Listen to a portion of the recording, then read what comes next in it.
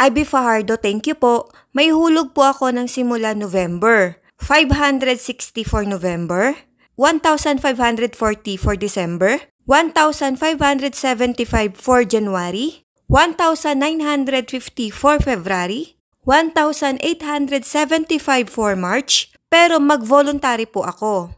Kapag nag-voluntary po ako ng 3K po hanggang June, magkano po posible ko po makuha? Salamat po. Hi Beb! For today's video, sasagutin natin yung question ni Beb Leia. Beb, kung ang EDD mo ay October 2025, para malaman kung ikaw ay qualified sa maternity benefits, i-exclude natin ang semester of contingency mo na mula July 2025 to December 2025.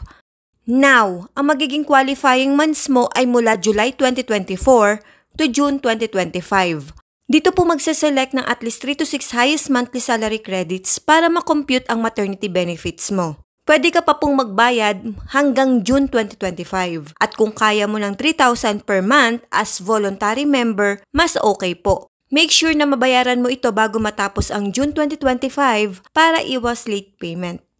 Nabanggit mo na ang hulog mo for November 2024 ay 560, for December 2024 ay 1,040, for January 2025, 1,575, for February ay 1,950 at para naman sa March ay 1,875 underemployed.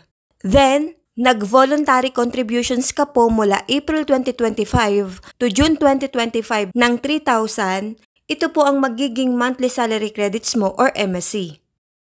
Magse-select po ang SSS ng at least 6 highest MSC gaya nito.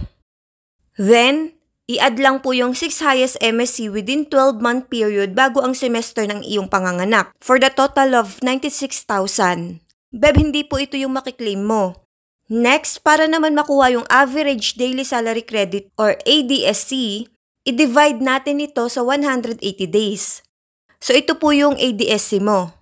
Next, I assume na normal or cesarean delivery ka. I-multiply natin ang ADSC mo sa 105 days.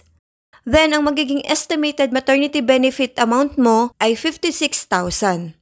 Ito po yung posibleng makuha mo sa SSS after mo pong manganak. Sana ay nasagot ko ang iyong katanungan. Thank you and God bless. Follow for more.